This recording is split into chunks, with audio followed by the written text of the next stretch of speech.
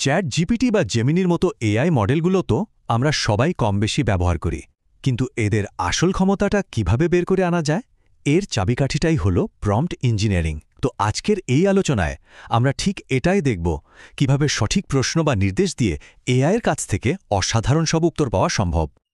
আচ্ছা, এমনটা কি প্রায় হয় না যে এআইকে কিছু একটা জিজ্ঞেস করা হলো আর উত্তরটা কেমন যেন অস্পষ্ট বা একদমই কাজের না? এটা কিন্তু খুবই সাধারণ একটা সমস্যা।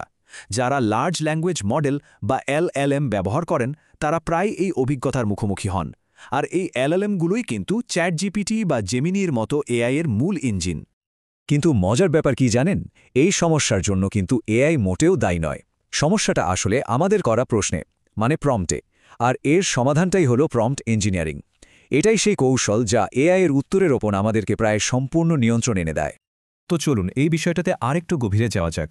মানে প্রম্পট ইঞ্জিনিয়ারিং জিনিসটা আসলে কি, আর এই এআই মডেলগুলোই বা কিভাবে কাজ করে, এই বেসিক ব্যাপারটা আগে একটু পরিষ্কার করে নেওয়া দরকার।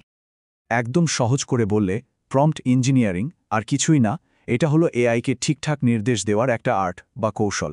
এর মাধ্যমে প্রশ্নটা এমনভাবে সাজানো হয় যাতে এআই ঠিক সেটাই উত্তর হিসাবে দেয় যেটা আমাদের দরকার।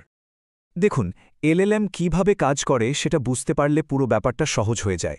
এটা আসলে একটা প্রেডিকশন ইঞ্জিন, মানে ভবিষ্যৎবাণী করে। আমরা যখন কোনো প্রম্পট দিই, ওটা সেটাকে ছোট ছোট অংশে ভাঙে, যেগুলোকে বলে টোকেন। এই টোকেন হতে পারে একটা পুরো শব্দ বা শব্দের একটা ছোট্ট অংশ। এরপর এআই একটার পর একটা টোকেন দেখে অনুমান করতে থাকে যে এর পরের সবচেয়ে সম্ভাব্য শব্দটা কি হতে পারে। বুঝতেই পারছেন, আমাদের প্রম্পট যত পরিষ্কার হবে, ওর অনুমানও ততটাই নিখুঁত হবে। চমৎকার! এবার তাহলে চলুন কিছু কাজের কৌশল দেখে নিই। এগুলো ব্যবহার করে কিন্তু সঙ্গে সঙ্গে অনেক ভালো রেজাল্ট পাওয়া সম্ভব। এই টুলগুলো সাধারণ একটা প্রশ্নকেও একটা অসাধারণ উত্তরে বদলে দিতে পারে। এই যেমন ধরুন, উদাহরণ দেওয়ার ক্ষমতাটা। এখানে দেখুন, কোনো উদাহরণ ছাড়া যখন একটা পিৎজার অর্ডার প্রসেস করতে বলা হলো, এআই হয়তো তার নিজের মতো করে একটা উত্তর দেবে। কিন্তু ডানদিকে দেখুন, যখন আমরা একটা নির্দিষ্ট ফরম্যাট, এই ক্ষেত্রে একটা জেসন ফরম্যাট উদাহরণ হিসেবে দিয়ে দিলাম, তখন এআই ঠিক সেই ফরম্যাটে উত্তরটা সাজিয়ে দিচ্ছে। এই যে উদাহরণ দিয়ে শেখানো, একেই বলে ফিউ শট প্রম্পটিং। আর একটা দারুণ টেকনিক হলো রোল প্রম্পটিং, মানে এআইকে একটা নির্দিষ্ট চরিত্র বা ভূমিকা দিয়ে দেওয়া। যেমন এখানে ওকে বলা হচ্ছে একজন ট্রাভেল গাইডের মতো আচরণ করতে। আর এটার ফলে কি হচ্ছে, এআইয়ের উত্তরের ধরন, ওর কথা বলার স্টাইল সবকিছুই কিন্তু ওই চরিত্রের মতো হয়ে যাচ্ছে। ফলে উত্তরটা অনেক বেশি কাজের এবং প্রাসঙ্গিক মনে হচ্ছে। ওকে, বেসিকগুলো তো জানা হলো। এবার চলুন কিছু অ্যাডভান্সড কৌশলের দিকে যাওয়া যাক। এগুলো এআই এর উত্তরের ওপর আরও সূক্ষ্ম নিয়ন্ত্রণ আনতে সাহায্য করবে। এর মধ্যে সবচেয়ে গুরুত্বপূর্ণ একটা সেটিং হল টেম্পারেচার। এটাকে অনেকটা এআই এর ক্রিয়েটিভিটি বা সৃজনশীলতা কন্ট্রোল করার একটা নবের মতো ভাবতে পারেন। এই সেটিংসটাই ঠিক করে দেয় যে উত্তরটা কতটা প্রেডিক্টেবল হবে, নাকি কতটা ক্রিয়েটিভ আর আনপ্রেডিক্টেবল হবে। এখানে ব্যাপারটা খুব পরিষ্কার করে দেখানো হয়েছে। যখন টেম্পারেচার কম রাখা হয়, ধরুন 0.2, তখন উত্তরগুলো হয় খুব বাস্তবভিত্তিক আর সামঞ্জস্যপূর্ণ।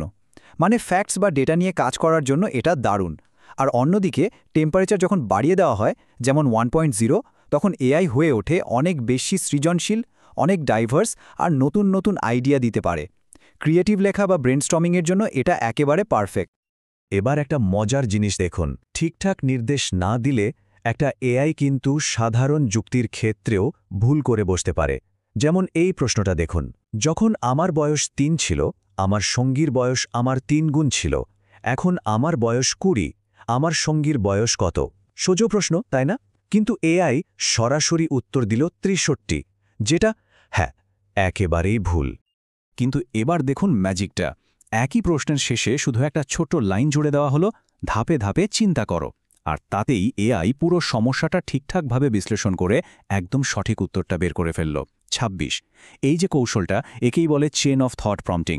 মানে এআইকে শুধু উত্তর দিতে না বলে ওকে চিন্তা করার পথটা দেখিয়ে দেওয়া। তো এত আলোচনার পর সবচেয়ে জরুরি 3টা নিয়ম আমরা এক জায়গায় করে ফেলতে পারি।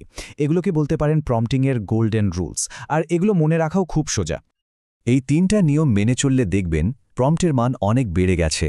প্রথমটা হলো উদাহরণ দিন, মানে এআইকে দেখিয়ে দিন যে ঠিক কী ধরনের উত্তর চাইছেন, বিশেষ করে কোনো নির্দিষ্ট ফরম্যাটের ক্ষেত্রে।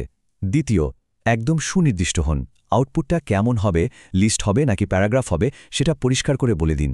আর তৃতীয় এবং খুব গুরুত্বপূর্ণ, এআইকে বলুন কি করতে হবে, কি করা যাবে না সেটা নয়। যেমন নেতিবাচক কিছু বলনার বদলে বলুন বিষয়টার ইতিবাচক দিকগুলো তুলে ধরো, দেখবেন ফলাফল অনেক ভালো আসবে। তাহলে শেষ পর্যন্ত কি দাঁড়ালো? প্রম্পটিং কিন্তু শুধু প্রশ্ন করা নয়, এটা আসলে একটা নতুন ধরনের প্রোগ্রামিং ল্যাঙ্গুয়েজ, একটা দারুণ সৃজনশীল স্কিল। আর এই নতুন ভাষাটা ব্যবহার করে অসাধারণ সব জিনিস তৈরি করার ক্ষমতা এখন আমাদের সবার হাতে।